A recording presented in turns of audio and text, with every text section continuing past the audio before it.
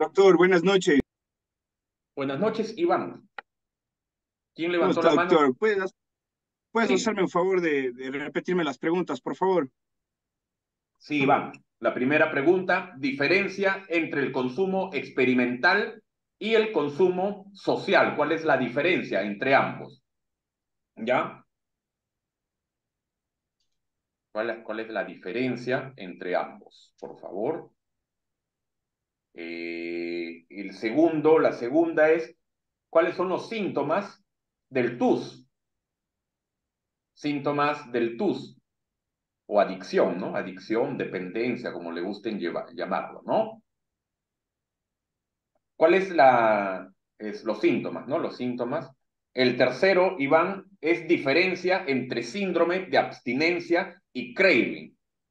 ¿Cuál es la diferencia entre síndrome de abstinencia y craving? ¿Verdad? Ya, muy bien, listo. Ya. ¿Alguien tiene alguna pregunta para continuar? Sí, doctor, yo tengo una pregunta, la última, doctor, ya Sí, para no. sí, Anthony, con confianza, cuéntanos, ¿qué pasó? Doctor, resulta pues de que en la comunidad donde gracias a la misericordia de Dios ya estoy trabajando, vino un muchacho y según lo que me había contado la familia y lo que había dicho él a la hora de entrevistarlo al muchacho, a la hora que ingresó, dijo de que tenía un consumo prácticamente semanal y quincenal. O sea, eso quiere decir de que el consumo que él tenía era habitual.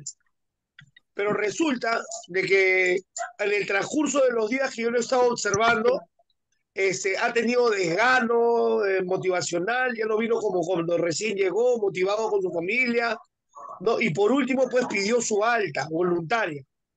Como la casa con la que, como la casa con la que, en la que yo estoy trabajando es una casa que se trabaja pagantemente, o sea, quiere decir de que los los familiares son los que tienen la potestad de poder decidir si es que sale o no sale. Ya. Él se quedó adentro y yo lo he estado observando estos últimos días y resulta, pues, querido doctor, de que él está pasando en estos momentos por un síndrome de abstinencia muy fuerte. O sea, quiere decir de que a mí quiso sorprenderme al decirme de que el consumo era muy relativo. Ahora la pregunta es la siguiente, doctor. Quisiera saber, por favor, ¿cuál es el manual que usted cuál es el manual que usted me recomienda que utilice con este muchacho? ¿El manual de Pereiros No. o el manual de Marla? ¿El manual qué? O sea, ¿cuál es el manual que utilizo para poder tratarlo a él? O sea, ¿cómo lo puedo entrevistar? Cómo lo puedo motivar? ¿Con el manual de Pereiros? No. Bien. En este caso, presten atención, y eso todavía no lo hemos visto acá en la certificación, eso lo vamos a ver más adelante. En estos casos, cuando el paciente está con mecanismos de defensa como la negación, niega tener un problema, justifica o minimiza, ahí está minimizando, por decir, está diciendo yo consumía de vez en cuando, cada 15 días, esporádicamente.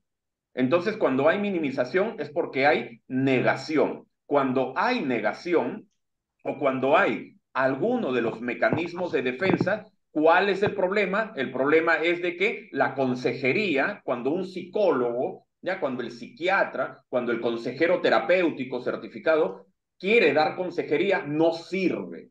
No sirve, la consejería no sirve para este tipo de población, para este tipo de personas no les va a servir la consejería. ¿Ok?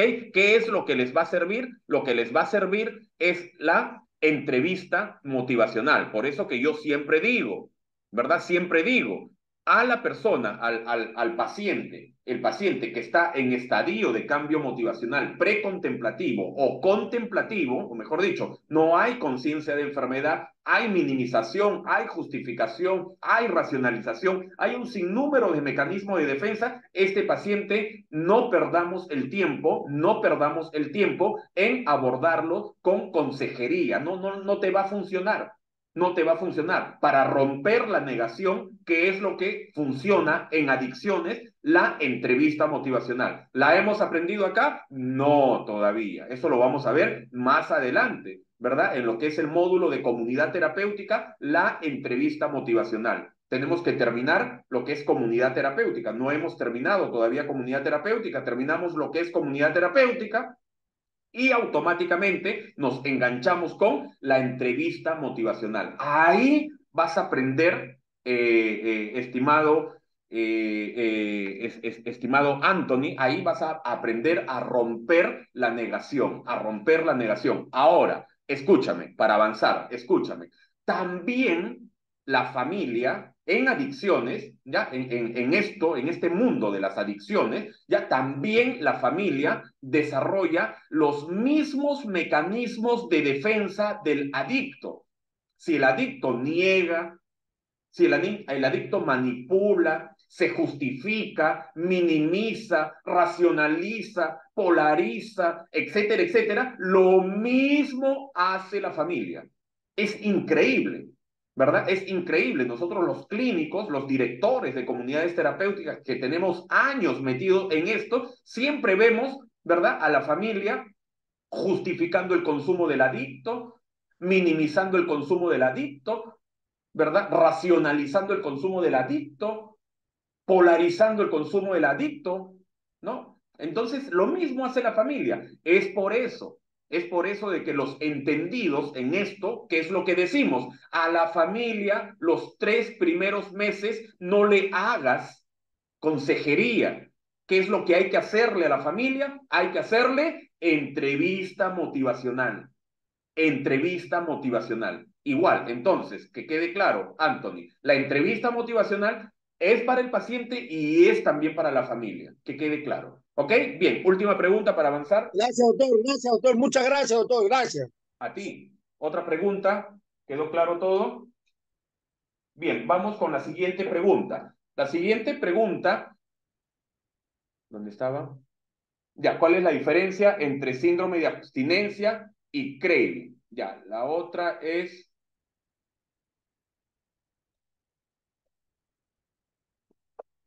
¿qué tipo de consumo está considerado como vicio? ¿Qué tipo, anota, qué tipo de consumo está considerado como vicio?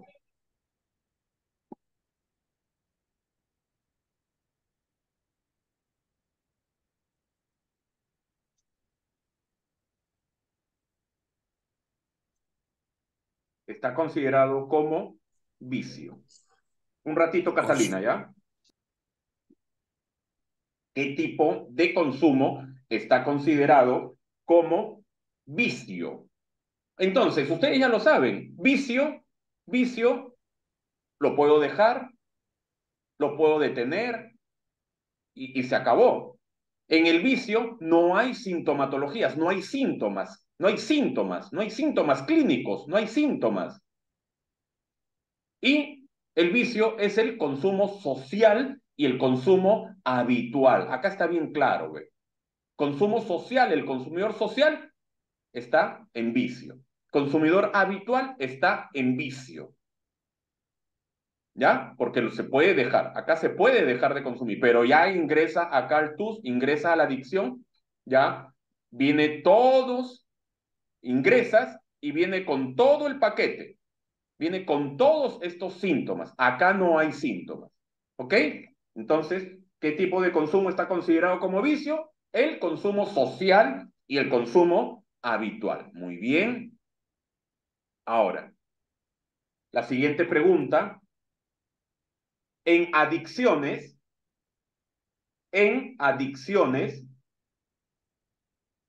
¿qué es, qué es pensamiento obsesivo?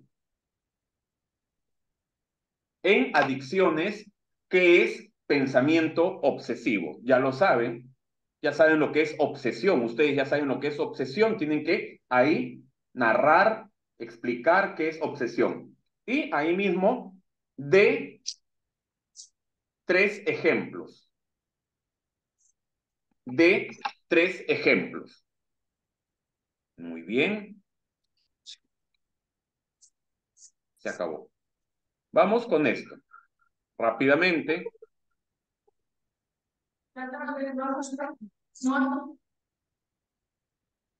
Ahorita repetimos todas las preguntas, Catalina, ¿ya? Vamos a ver. Acá. Silencio. Acá. Buenas noches. ¿Con quién habló? Buenas noches, buenas noches. Por favor, por favor. ¿Quién habla? ¿Quién habla? Yo, Beatriz Rosario Antunes. Buenas noches. Hola, Beatriz. ¿Cómo estás? Buenas noches. Gracias por venir. Cuéntanos. Como usted tengo alrededor muchísima bulla, un poquito que me distrae. ¿Estás en comunidad Disculpe. terapéutica, Beatriz, ahorita? ¿Estás en comunidad? No. Estoy aquí en casa. Este, Ya. mm, las preguntas que está realizando, he escrito ya 5 5. preguntas. Esa la vamos a responder, ¿cierto? No las respondas ahorita, respóndelas en el examen, porque vamos a sacar 10 y de las 100 solamente de las 10 Ah, voy a preguntar 5 únicamente. O sea, estas ay, preguntas ay, ay. es Es posible, son las eso posibles. solamente es digamos, Repaso. ya comprendía. Yo dije, ¿qué? Ya, ok. Muchas gracias. Exacto, Beatriz. Muy bien. Listo. Entonces, mira, Pereiro y la Organización Mundial de la Salud, ¿qué nos dice? Nos dice de que es una enfermedad progresiva. La dependencia, la adicción es una enfermedad progresiva. ¿Por qué es progresiva, Iván Sisú? Simple y llanamente porque empieza como consumo experimental, consumo social, consumo habitual y dependencia, adicción. ¿Ya? Pereiro y la OMS dice eso, así lo determina así, ¿verdad?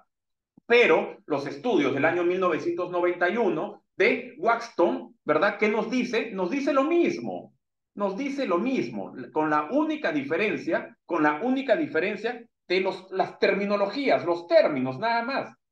¿Ya? ¿Qué nos dice Waxton? Waxton nos habla de la etapa enamoramiento, etapa luna de miel, etapa traición, etapa en la ruina, etapa aprisionado.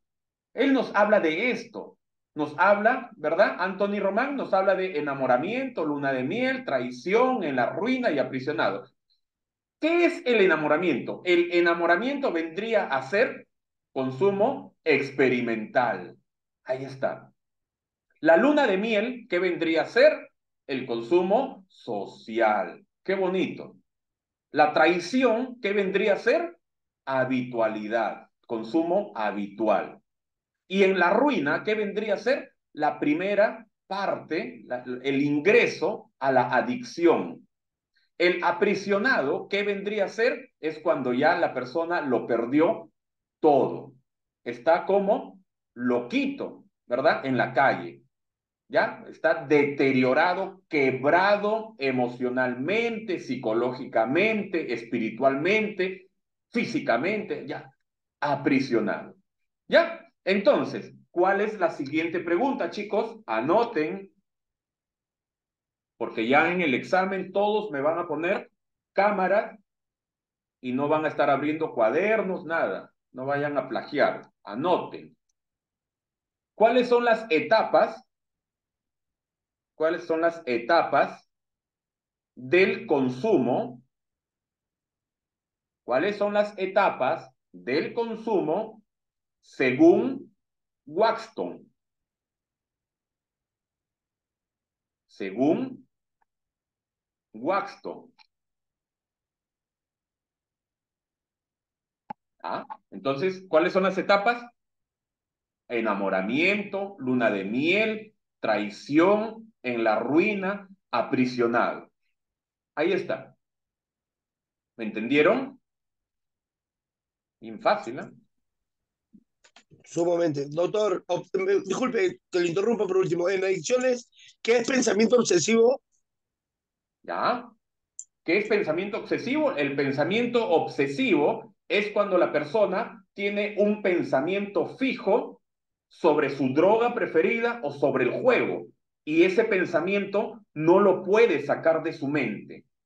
Ese es el pensamiento obsesivo en adicciones.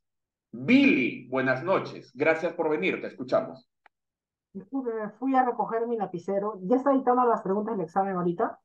No, todavía no. Todavía no. Muy bien, Sigue con el... bien. Bien. Entonces, copia esta pregunta.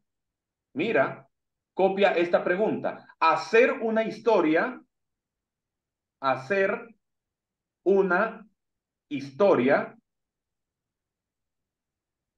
de un consumidor, copia, de un consumidor de sustancias psicoactivas ilegales, de un consumidor de sustancias psicoactivas ilegales que haya pasado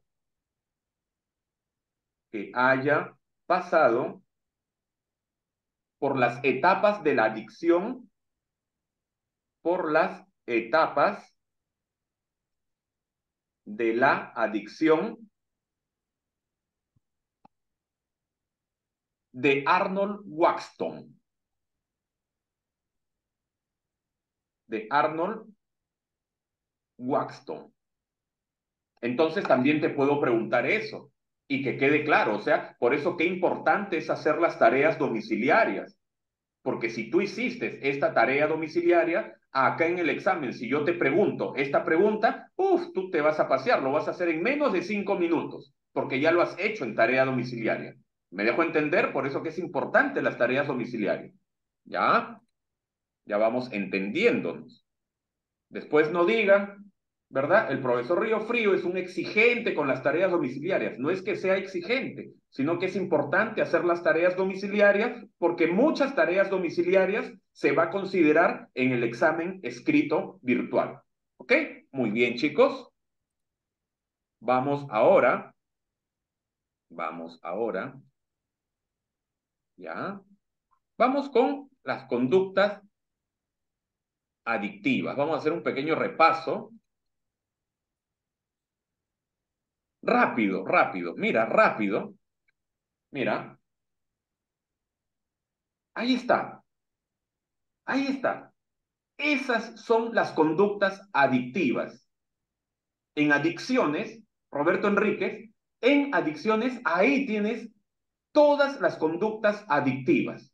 Esas son las conductas adictivas que el usuario las puede detener, ¿verdad? El paciente las puede detener, pero hay usuarios que no las pueden detener y las tienen activadas, las ponen en manifiesto estas conductas adictivas, ¿verdad? Y si las ponen en manifiesto, ¿qué estaríamos hablando, Diego? Estaríamos hablando de que está en recaída conductual.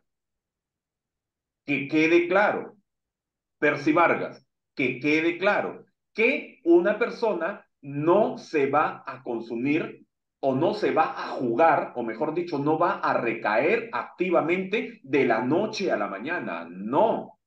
Una persona recae activamente en drogas, en alcohol o en juego, recae, pero antes ha tenido que activar conductas adictivas. ¿Y qué conductas adictivas ha tenido que activar? De repente sus mecanismos de defensa, lo que estamos recién estudiando, cuáles son los mecanismos de defensa. Son 21 mecanismos de defensa. Nosotros solamente hemos estudiado creo que 5 o 4. ¿Qué se pone en manifiesto? De repente defectos de carácter como la soberbia, la autosuficiencia, la arrogancia, la mentira, etcétera, etcétera. Esto de defectos de carácter, nosotros vamos a conocer los 80 defectos de carácter que puede manifestarse en un adicto. Son 80 defectos de carácter que se puede manifestar en un adicto. Si un adicto está limpio, está abstinente, pero empieza a poner en manifiesto mecanismos de defensa, O de repente defectos de carácter, ya está en desliz conductual o recaída conductual.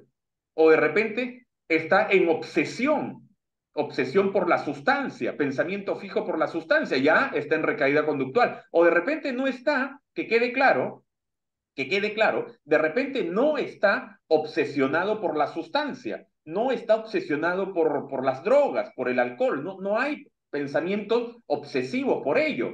Pero ¿por quién me obsesiono? Me obsesiono por mi pareja. Empiezo a pensar en ella, en ella, en ella, en ella y en ella. Pensamiento obsesivo. O empiezo a pensar únicamente en el trabajo, trabajar, trabajar, trabajar. Pensamiento obsesivo. Entonces, ese pensamiento obsesivo está considerado también como recaída conductual. Que quede claro. Entonces, la obsesión vendría a ser una conducta adictiva.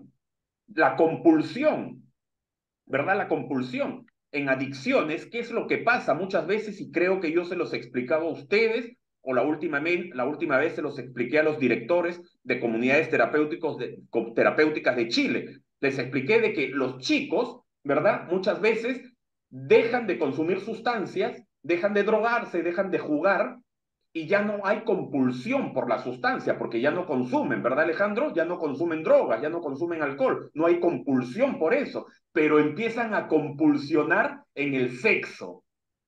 Tienen una relación sexual y pasa media hora, quieren una más, pasa una hora, quieren una más, pasan 2 horas, otra eyaculación más quieren, pasa media hora, 45 minutos y quieren otra eyaculación. Entonces hay compulsión por el sexo.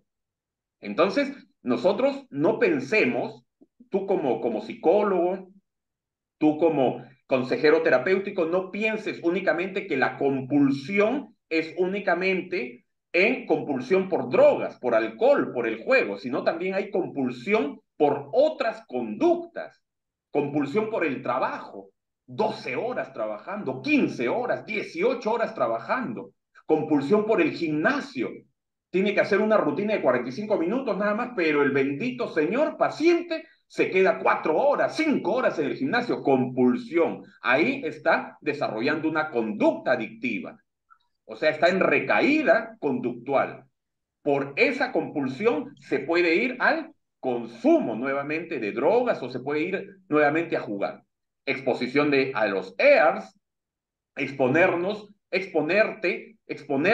a situaciones de alto riesgo o a estímulos, ¿no? A estímulos de alto riesgo. Cuando la persona se expone a estímulos de alto riesgo, ¿qué es lo que estamos hablando? Que está recayendo conductualmente. Ya ese señor está en recaída conductual.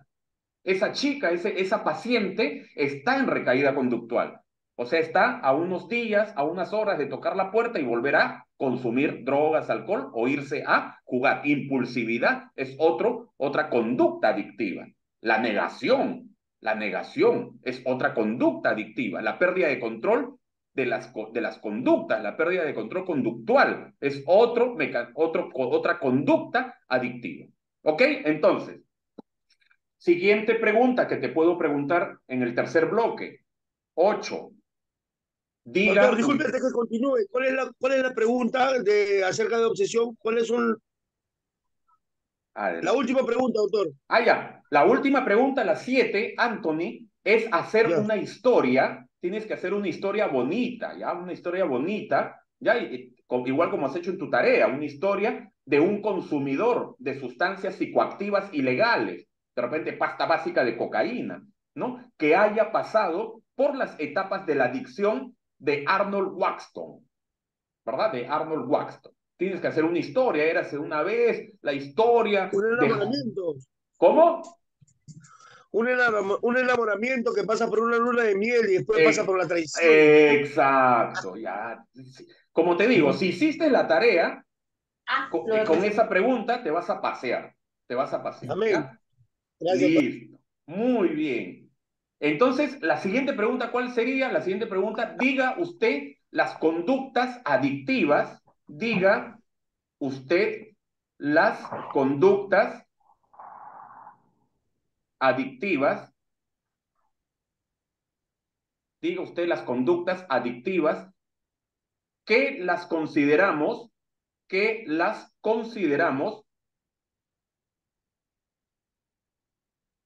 como recaída conductual.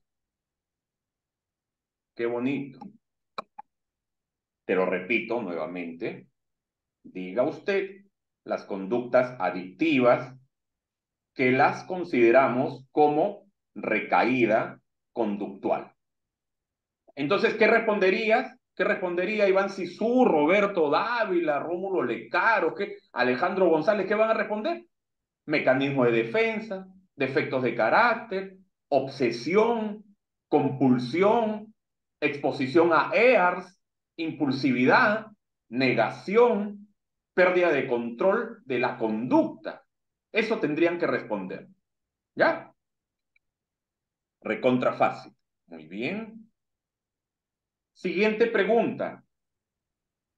Siguiente pregunta. Cite usted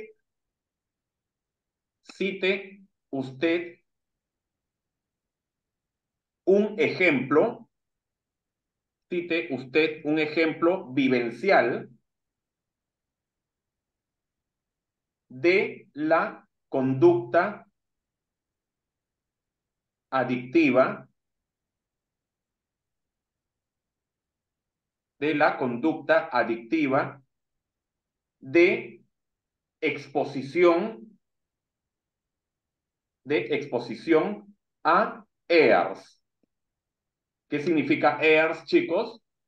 EARS, anota por Estímulo favor. de alto riesgo. Muy bien, Sisu. Estímulos de alto riesgo, ¿verdad? Entonces, ¿qué tendrías que poner allí? Algo bien simple, pues. Ahí solamente tienes que hacer un ejemplo, ¿verdad? Un ejemplo nada más de exponerse, la persona se expone a un estímulo de alto riesgo. Jorgito intencionalmente pasó por el parque de Girón Galvez, donde él consumía, y vio a unos metros a sus ex compañeros de consumo. Ya, ahí está tu ejemplo vivencial. Ahí está tu ejemplo vivencial. Ya, entonces piensa qué otro ejemplo vivencial puedes tener. ¿Ya? ¿Quedó claro? Muy bien. Puede ser, disculpe, puede ser también contactar con amigos de consumo, ¿cierto? Claro, porque ese es un Ujú, estímulo de alto riesgo. Ya cuando ujú. nosotros, mira, cuando nosotros entremos al módulo de prevención de recaídas, ahí vamos a profundizar más esto lo de los EARS, porque los EARS o los estímulos de alto riesgo no son únicamente estímulos de alto riesgo externos, también hay estímulos de alto riesgo internos. Hay externos y hay internos. Y ustedes, como consejeros terapéuticos, tienen que analizar en cada área de vida hay estímulos de riesgo. En el área familiar hay estímulos de alto riesgo internos y externos. Hay EARS internos y externos. En el área laboral también. En el área financiera también hay estímulos de riesgo internos y externos. Hasta en el área espiritual, Darley. En el área espiritual también hay estímulos de alto riesgo internos y externos. Eso en prevención de recaída lo vamos a analizar y lo vamos a aprender. Porque si tú únicamente piensas como consejero terapéutico, como psicóloga, como psicólogo, tú piensas, o como familia, tú únicamente piensas de que los estímulos de riesgo están en el área social, o sea, en amistades, en el área de amistades, mentira, mentira, porque también en el área académica, de capacitación, ¿verdad? También hay estímulos de alto riesgo. Hasta en el área familiar hay estímulos de riesgo. Hasta en el área espiritual hay estímulos de riesgo. En el área autoestima hay estímulos de riesgo. En el área emocional también hay estímulos de riesgo. ¿Ya? Es importante. Muy bien, vamos con la última pregunta, chicos, y nos vamos con el tercer enlace. Bien, ahí está. Ustedes lo aprendieron conmigo. Tipos de familia. ¿Cuáles? Pregunta número 10. ¿Cuáles son los tipos de familia que existen? ¿Cuáles son? Anota, por favor. ¿Cuáles son los tipos de familia que existen. Importante. Qué importante es esto, ¿verdad? ¿Por qué es importante? ¿Por qué es importante? ¿Por qué? Porque cuando nosotros ingresemos a lo que es personalidad, ¿ya? Porque vamos a estudiar bien cómo se estructura la personalidad y después, ¿qué es lo que vamos a estudiar? Rápidamente vamos a ir a los trastornos de la personalidad.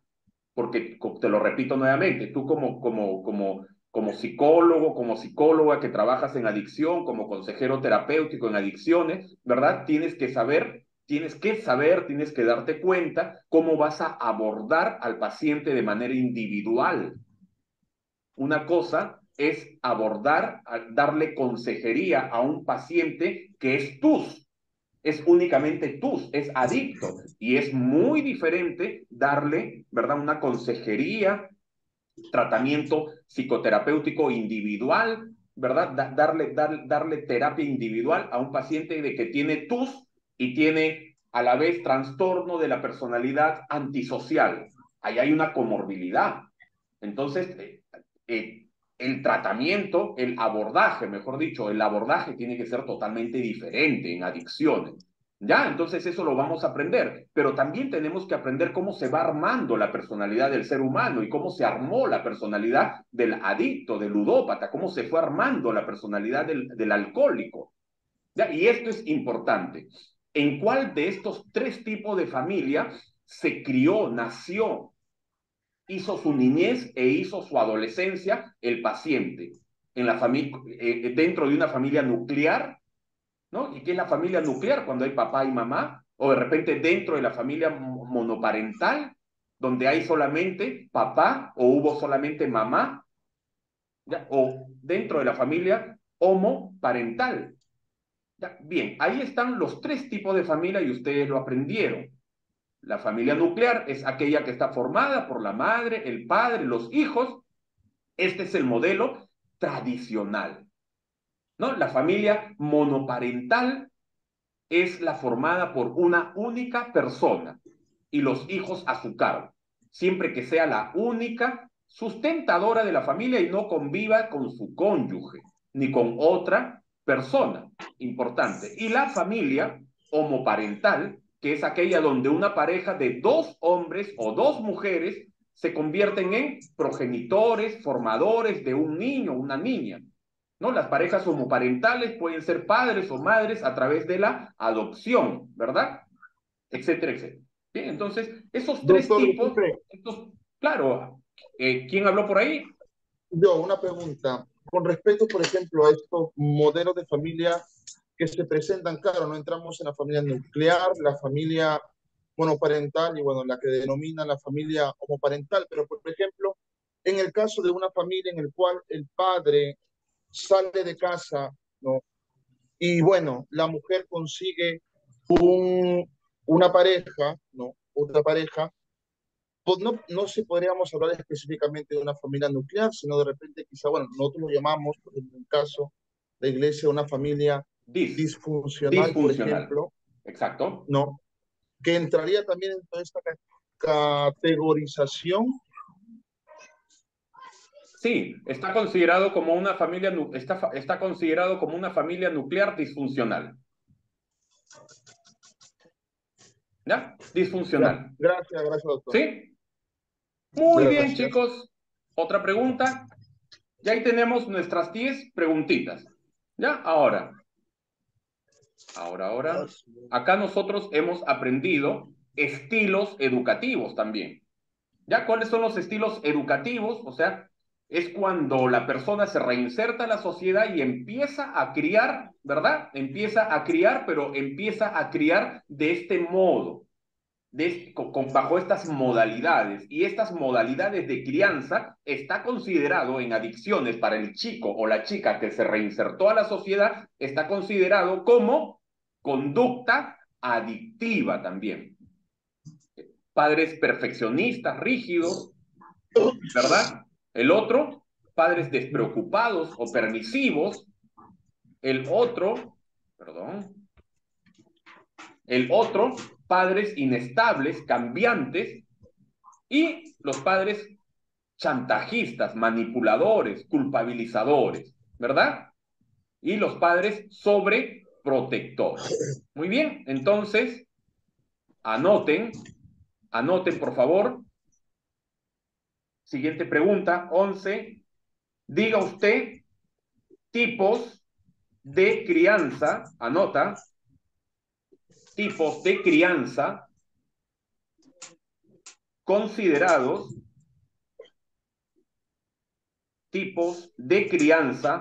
considerados como conducta